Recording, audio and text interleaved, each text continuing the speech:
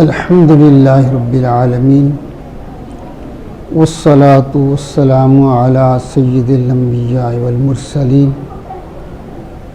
اما بعد فاعوذ باللہ من الشیطان الرجیم بسم اللہ الرحمن الرحیم ولولا کلمۃ سبقت من ربک، اگر تمہارے رب کی طرف سے ایک بات نہ گزر چکی ہوتی، اس سے مراد ہے کہ اللہ نے پہلے سے یہ فیصلہ نہ کیا ہوتا، لکان لزاما، اور پھر کیا ہوتا کہ یہ ضرور تمہیں عذاب لے آتا، یعنی پکڑ لیتا، تمہارے ساتھ چمٹ جاتا۔ وَأَجَلٍ مُّسَمًّى، اور اگر نہ ہوتا ایک وعدہ ٹھہرایا ہوا،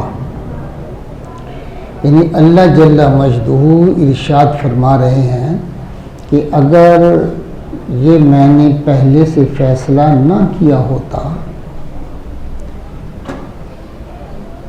کہ اللہ کے نبی آئیں گے اور وہ آپ کو ہدایت کا سبق دیں گے، میرا راستہ دکھائیں گے، اور پھر اس کے بعد جو میری بات کو نہ مانے گا، میرے محبوب کی بات پر عمل نہیں کرے گا، جو دین وہ پیش کریں گے ان کو ٹھکرائے گا نہیں، ان کو اپنائیں گے نہیں، اللہ فرماتے ہیں کہ اگر یہ فیصلہ نہ ہوتا رسول بھیجنے کا تو پہلے ہی عذاب آ جاتا، پہلے ہی۔ لیکن اللہ نے اس کے لیے ایک ٹائم مقرر کیا ہوا ہے، اور اس سے مراد مفسرین کے ہاں یہ ہے کہ یا تو اس سے مراد غزوہ بدر ہے کہ وہ ٹائم تھا ان کو سزا دینے کا، یا پھر اس سے مراد یعنی محشر کا میدان ہے، موت کے بعد کا عذاب ہے۔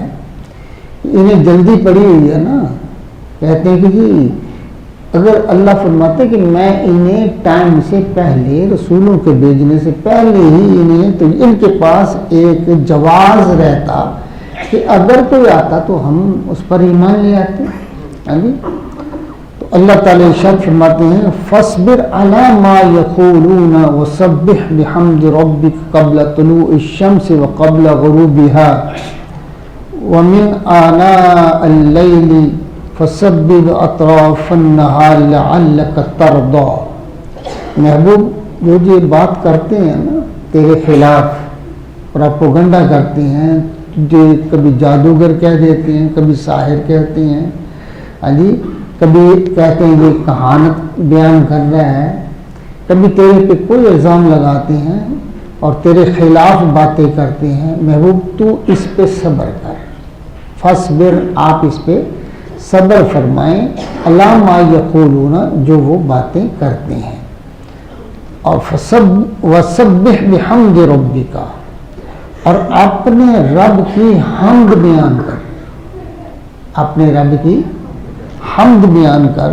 تسبیح کر کہ یہ کیا ہے، مطلب ہے کہ آپ کو غم تو ہوتا ہے نا محبوب جب یہ ایسی باتیں کرتے ہیں، دکھ تو ہوتا ہے نا، آپ کا دل رنجیدہ ہوتا ہے، تو اس کا علاج میں اللہ تعالیٰ کی بارگاہ سے آ رہا ہے محبوب، جب بھی تو رنجیدہ ہو نا تو پھر تم میرا ذکر کر لیا کر، میرا ذکر کیا کر، میری تسبیح کیا کر، میری حمد بیان کیا کر، یہ غم تیرا جو نا یہ ہلکا ہو جائے گا۔ اب کوئی پریشانی آ جائے، غم آ جائے، تو اس کا طریقہ کیا ہے کہ آپ اللہ کی حمد تسبیح کرنا شروع کر دیں، اللہ تعالیٰ اس کی برکت سے غموں کو دور فرما دیتا ہے، صبر عطا فرما دیتا ہے۔ فرمایا قبل طلوع الشمس، یہ آفتاب یعنی سورج کے طلوع ہونے سے پہلے، سورج کے طلوع ہونے سے پہلے بھی میری حمد کر اور میری تسبیح بیان کر، وقبل غروبها، محبوب اس کے غروب سے پہلے ہی میری حمد کر، اگر غور فرمانا ہے، اس سے پہلے بھی میری حمد اور میری تو تسبیح کر، وَمِنْ آنَاءِ اللَّيْلِ، اور رات کی گھڑیاں میں بھی، جو رات کی گھڑیاں ہیں نا میرا محبوب فسبح، اس میں بھی میری تسبیح کر، وَأَطْرَافِ النَّهَارِ، اور یہ دن کے جو کنارے ہیں نا ان کے اندر بھی میری تسبیح کر۔ اب مجھے یہ بتائیں کوئی موقع رہ گیا ہے؟ رات بھی آ گئی، دن بھی آ گئی، ہاں جی، بڑے اہم جو ہے نا یہ صبح طلوع یعنی سورج کے طلوع ہونے سے پہلے بھی، اس کے غروب سے پہلے بھی، رات کو بھی، کیا مانا ہے؟ محبوب تیری شان یہ ہے کہ تو ہر وقت میری حمد کرتا رہے، میری حمد کرتا رہے اور میری تسبیحات بیان کرتا رہے۔ اور علماء نے کہا کہ اس سے مراد نمازیں بھی ہیں۔ اب طلوع فجر، جو طلوع شمس ہے، سورج کے طلوع سے پہلے یہ کون سا موقع ہے؟ یہ جو آپ استعمال کر چکے ہیں، کیوں جی؟ یہ نماز، اس میں آپ نے اللہ کی تسبیح نہیں کی، اللہ کی حمد نہیں کی، کیوں جی؟ یہ اللہ کی حمد، یعنی فجر کی نماز بھی پڑھ، فجر کی نماز بھی پڑھو۔ اور اس کے بعد فرمایا، یہ دیکھیے قدرتی طور پر بڑا یعنی یہی موضوعات آ گیا اور یہی آیات آئی ہیں کہ فجر کی نماز بھی قبل طلوع الشمس، سورج کے طلوع ہونے سے پہلے، وقبل غروبها، اس کے غروب سے پہلے، وہ کون سی ہیں؟ ظہر اور عصر، ظہر اور عصر، کتنی نمازیں ہو گئیں؟ 3 ہو گئیں۔ اور اس کے بعد فرمایا من اناء اللیل، رات کے لمحات میں، مغرب اور عشاء، یہ نمازیں آ گئی ہیں۔ فسبح، پس میری پاکی بولا کرو، میری پاکی بیان کر محبوب۔ واطراف النہار، اب یہ اطراف النہار سے مراد بھی ظہر اور عصر ہے، ظہر اور عصر ہے۔ اس کا 2 دفعہ ذکر آیا، اس کا 2 دفعہ ذکر، کیا مانا؟ یہ تاخیری حکم ہے، تاخیر ہے ان 2 نمازوں کی۔ عصر کی تو قرآن مجید میں واضح لفظ ہیں، حافظوا علی الصلوات والصلاۃ الوسطی، ساری نمازوں کی حفاظت کرو، لیکن جو وسطی ہے، جو عصر کی نماز ہے، درمیانی نماز ہے، خاص طور پر اس کا خیال ضرور رکھیے گا۔ آپ کہیں گے اس کے اندر کیا بات ہے؟ دیکھیے کہ یہ 2 نمازیں جو ہے نا ظہر عصر کی، یہ وہ ہیں جو اکثر اوقات آپ کام میں مصروف ہوتے ہیں، ایسا ہے یا نہیں؟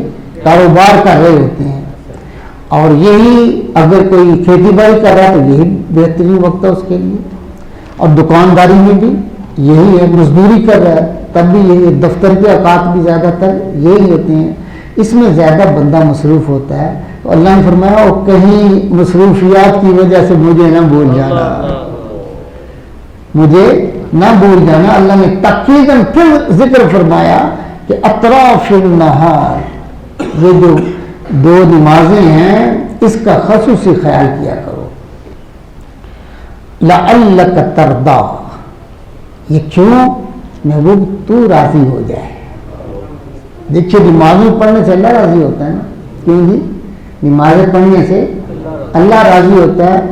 اللہ تعالیٰ ارشاد فرماتے ہیں محبوب تو نمازیں پڑھتا جا، یہ بھی میں نے اس لیے فرض کی ہے کہ تو راضی ہو جائے، تو راضی ہو جائے۔ کیوں؟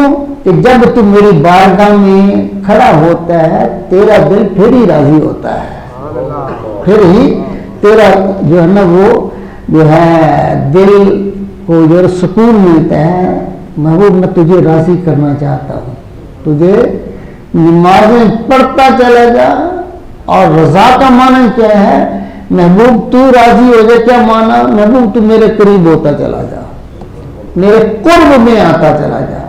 تو نمازوں سے قرب ملتا ہے، اللہ کی تسبیحات ہے، اس میں اللہ کی حمد ہے، پریشانیاں دور ہوتی ہیں، بندے کے دل کو سکون ملتا ہے۔ ہم کیا کرتے ہیں، ہم سکون کہیں اور وہاں ڈھونڈتے ہیں جہاں کہا اللہ نے جہاں سکون نہیں ہے، ہم وہاں سکون کو ڈھونڈنے کی کوشش کرتے ہیں۔ دوستو سکون کہاں ہے؟ سکون اللہ کے ذکر میں ہے۔ سکون الا بذکر اللہ تطمئن القلوب، اور خبردار جان لو، اللہ فرماتے ہیں کہ یہ جو اطمینان ہے وہ کس کے اندر ہے؟ ذکر میں۔ اور ذکر کی بہترین صورت کیا ہے؟ اللہ کی نماز پڑھنا۔ اللہ کی نماز پڑھنا یہ بہترین صورت ہے ذکر کی۔ اس میں دیکھیے قرآن ذکر ہے یا نہیں ہے؟ بولو ہے؟ اس میں قرآن ہے یا نہیں ہے؟ آپ نماز پڑھتے ہیں، قرآن ہے یا نہیں ہے؟ تسبیحات، اللہ کی حمد، سب کچھ ہے نا۔ تو یہ بہترین ایک جامع ذکر ہے کہ اللہ نے اس میں ہر طرح کا ذکر رکھا ہے۔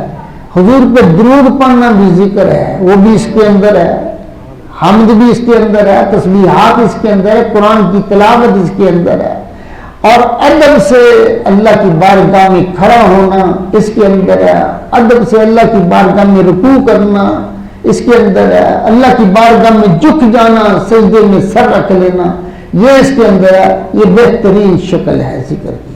اللہ تعالیٰ ارشاد فرماتے ہیں محبوب یہ نماز پڑھا کر لعلک ترضیٰ کہ تاکہ تو ہی راضی ہو جائے۔ اللہ وَلَا تُمُدَّنَّ عَيْنَيْكَ إِلَى مَا مَتَّعْنَا بِهِ أَزْوَاجًا مِّنْهُمْ زَهْرَةَ الْحَيَاةِ الدُّنْيَا۔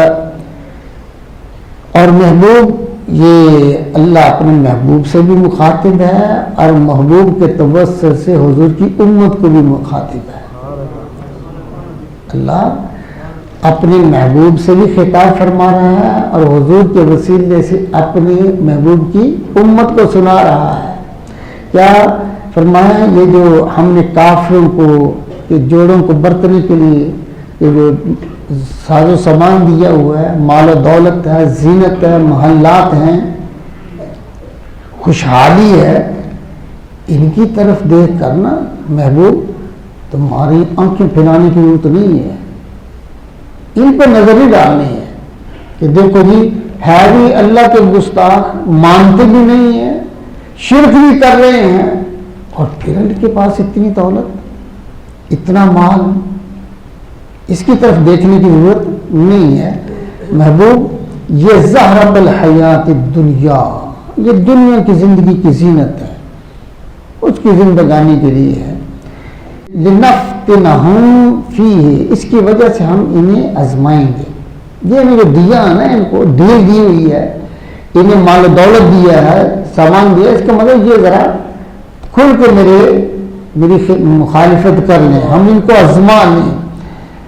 وَرِزْقُ رَبِّكَ خَيْرٌ وَأَبْقَىٰ، اور محبوب جو تیرے رب کا دیا ہوا ہے نا، رزق ربک جو تجھے تیرے رب نے دیا ہے، ہاں جی محبوب یہ کیا ہے؟ خیر و ابقا، یہ ان کے مال و دولوں سے بہت اعلیٰ ہے اور ہمیشہ رہنے والا ہے۔ سب سے بڑا عہدہ نبوت کا وہ میں نے تجھے عطا فرمایا ہے، یہ خیر ہے۔ یہ کیا ہے؟ خیر ہے۔ محبوب میں نے تجھے اپنا محبوب بنایا ہے، میں نے تجھے ساری کائنات کے لیے رحمت بنایا ہے۔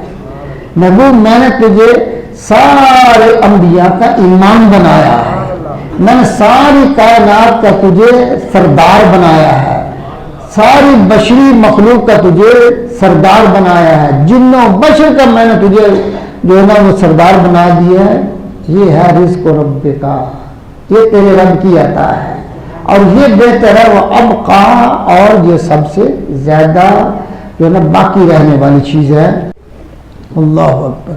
اللہ اپنے محبوب سے ارشاد فرماتا ہے وَأْمُرْ أَهْلِكَ، اپنے اہل کو، اپنے گھر والوں کو، اپنے خاندان کو محبوب حکم فرما دے بالصلاۃ، نماز کا حکم فرمائیے اپنی اہل بیت کو، اپنی اہل کو، وَاسْتَبِرْ عَلَيْهَا، خود بھی اس پر ثابت قدم رہیں، خود بھی اس پہ ثابت رہیں. محبوب اپنی آل کو نماز کی. یہ جب آیت کریمہ کا نزول ہوا نا تو حضور علیہ الصلوۃ والسلام کا معمول کیا تھا؟ حضور جب صبح اٹھتے حضرت فاطمہ زہرا کے دروازے پہ دستک دیتے, فرمایا فاطمہ اٹھ جاؤ, علی اٹھیں, نماز پڑھیں, نماز کے لیے کھڑے رہیں. اور یہ صحابہ اکرام کا بھی طریقہ رہا. حضرت فاروق اعظم رضی اللہ تعالیٰ عنہ اپنے سارے خاندان کو اٹھاتے تھے اور اٹھا کے فرمایا نماز پڑھو, نماز پڑھو. یہ طریقہ, اور یہی ہمارا طریقہ ہونا چاہیے کہ ہم یہ نہیں خود نماز پڑھیں, ہماری اولادیں نمازیں نہ پڑھیں. یہ انتہائی جہالت ہے, اور اس سے آپ کی جو ہے نا اولادیں بگڑ رہی ہیں. حالات کیا ہیں کہ اگر اس کے دروازے کو کھٹکا دیا جائے نا 10-11 بجے تو کہتے ہیں یہ کیا ہے, تمہیں کیا تکلیف ہے, کیوں دستک دے رہے ہو. یہ حالات پیدا ہو گئے ہیں, ایسی شکایتیں آ رہی ہیں. تو شروع سے ہی کیوں نہیں کہتے جب بچے چھوٹے ہیں اسی وقت ان کو اس کی طرف لگاؤ, نماز کی طرف, کہ نماز پڑھو. اگر تمہارے گھر میں باہر سے کوئی خاتون آتی ہے آپ کی بہو بن کر, اس کو پہلے دن جب آپ دیکھنے کے لیے جاتے ہیں اس کا مالا ڈول دیکھتے ہیں, اس کی شکل دیکھتے ہیں, اس سے پوچھتے ہیں پڑھی لکھی کتنی ہے. کبھی یہ بھی پوچھے کہ نماز بھی پڑھتی ہے یا نہیں پڑھتی, یہ اٹھتی ہے یا نہیں اٹھتی صبح, اس کے معمولات کیا ہیں, صبح کتنے بجے اٹھتی ہے. اٹھ سے کہو ہمارے گھر کا رواج یہ ہے, اور ہمارے گھر کا جو ہے وہ انسلام اس طرح چلتا ہے کہ ہم سب صبح کو اٹھ جاتے ہیں. اگر یہ اٹھ سکتی ہے تو پھر ہم اس کو لے جاتے ہیں, ہمارے لیے ٹھیک ہے. اگر نہیں ہے تو ہم اس کو اپنا نہیں سکتے. کبھی اس طرح کی سوچ سوچی آپ نے؟ جب گھر آ جاتی ہے پھر نہیں وہ بیوی اٹھتی, پھر کہتے لوگ جی لوگوں سے کہتے کہ ہماری بیوی اٹھتی نہیں ہے, کیسی ہے. پھر اس کے ساتھ جھگڑا, پھر اس کے والدین کے ساتھ جھگڑا, یہاں تک کہ طلاق تک نوبت آ جاتی ہے. تو ان چیزوں کو پہلے دیکھیں, یہ بہت بنیادی چیزیں ہیں. تو جس بیوی کو آپ لانا چاہتے ہیں اس کے بارے میں یہ پہلے یہ تحقیق کر لیں کہ یہ صبح کو نماز بھی پڑھتی ہے کہ نہیں پڑھتی, یہ اللہ کی بارگاہ میں کھڑی ہونے والی ہے یا نہیں ہے. اس کا ہاں جی لڑکا جو ہے اس کے بارے میں بھی, جس کے ساتھ رشتہ کرنا, کیا نمازی ہے یا نہیں ہے, اس کے حالات کیسے ہیں. اور یہ تب کریں نا جب آپ اپنے گھر کو سنوار لیں گے, پھر ہی مطالبہ کر سکتے ہیں نا. اگر آپ کا بیٹا نماز نہیں پڑھتا, آپ کہیں جی ہمیں نمازی جو ہے نا وہ بہو چاہیے, یہ تو مشکل ہو جائے گا. یہ ہے اللہ فرماتے ہیں ہم خود بھی نماز پڑھیں اور اپنی اہل کو بھی نماز کا حکم. یہ ساری امت کو حکم ہے یا نہیں ہے؟ اس اہل سے مراد ساری امت ہے, بالعموم ساری, اور بالخصوص حضور کی اہل بیت ہے, حضور کا گھرانہ ہے. اب میں یہاں ایک بات معذرت کے ساتھ عرض کرنے لگا ہوں. اب جو سید ہے نماز نہیں پڑھتا ہے, اب وہ مجھے بتائیں کیا وہ اللہ کے حکم پہ عمل کر رہا ہے؟ کیا اس نے اپنے نانے کے حکم پہ عمل کیا ہے؟ سادات کے لیے تو زیادہ حکم ہے, ہمارے لیے بھی ہے لیکن سادات کے لیے زیادہ حکم ہے. نماز کے بغیر بھائی گزارا نہیں ہے. لَنَسْأَلُكَ رِزْقًا, ہم آپ سے کوئی رزق تھوڑا مانگتے ہیں. نَحْنُ نَرْزُقُكَ, ہم آپ کو رزق دیتے ہیں. وَالْعَاقِبَةُ لِلتَّقْوَىٰ, لیکن آخرت تو بہتر اس کے لیے جس کے پاس پرہیزگاری ہے, تقویٰ ہے. وَقَالُوا, اور کافر بولے, لَوْلَا يَأْتِينَ بِآيَةٍ مِّن رَبِّهِ, وہ بولے کہ یہ اپنے رب کے پاس سے کوئی نشانی کیوں نہیں لاتے. اولم تأتِهِم بَيِّنَاتُ مَا فِي الصُّحُفِ الْأُولَىٰ, محبوب نے فرمایا کہ کیا تمہارے پاس جو پہلے صحیفے ہیں ان میں نشانیاں نہیں ہیں؟ تورات اور انجیل میں میرا ذکر نہیں ہے, اس سے بڑی اور نشانی کیا ہو سکتی ہے؟ ہاں جی, وَلَوْ أَنَّا أَهْلَكْنَاهُمْ بِعَذَابٍ مِّن قَبْلِهِ, اگر اس سے پہلے ہم عذاب کو نازل کرتے, لَقَالُوا رَبَّنَا, حضور کہتے ہیں ہمارے پروردگار, لَوْلَا أَرْسَلْتَ إِلَيْنَا رَسُولًا, کہ تو نے ہماری طرف تو رسول تو بھیجے ہی نہیں. اگر ہم رسول بھیجنے سے پہلے عذاب نازل کر دیتے ان کی گستاخیوں کی وجہ سے, شرک کی وجہ سے، تو یہ ضرور کہتے، یہ جواز پیدا کرتے کہ ہماری طرف تو کوئی راستہ دکھانے والا ہے نہیں، تیرا رسول نہیں ہے. فَنَتَّبِعَ آيَاتِكَ مِن قَبْلِ، اس سے پہلے ہم تیری جو نا آیات میں ہیں ان پر ہم ان کی پیروی کرتے، ان پر چلتے. ان نزل ونخزا، تاکہ ہم یہ آج یہ رسوا ہو رہے ہیں عذاب کی وجہ سے اور جو ذلیل ہو رہے ہیں اس سے بچ جاتے. قل فرما دیجیے کل متربص فتربصوا، فرما دیجیے نبو سب دیکھ رہے ہیں، تم بھی دیکھو، انتظار کرو. فَسَتَعْلَمُونَ مَنْ أَصْحَابُ الصِّرَاطِ السَّوِيِّ وَمِنَ اهْتَدَىٰ، تو آپ جان جاؤ گے کہ کون ہے سیدھی راہ پر، کون ہے سیدھی راہ والے اور کس نے ہدایت پائی ہے. یہ کوئی دور کی بات نہیں ہے. اللہ فرماتا ہے جب میرا جو ہے نا عذاب آ جائے گا، قیامت آ جائے گی، تمہیں پتہ چل جائے گا کہ سیدھی راہ پر کون تھا اور صراط مستقیم پر کون تھا. وآخر دعوانا الحمدللہ رب العالمین.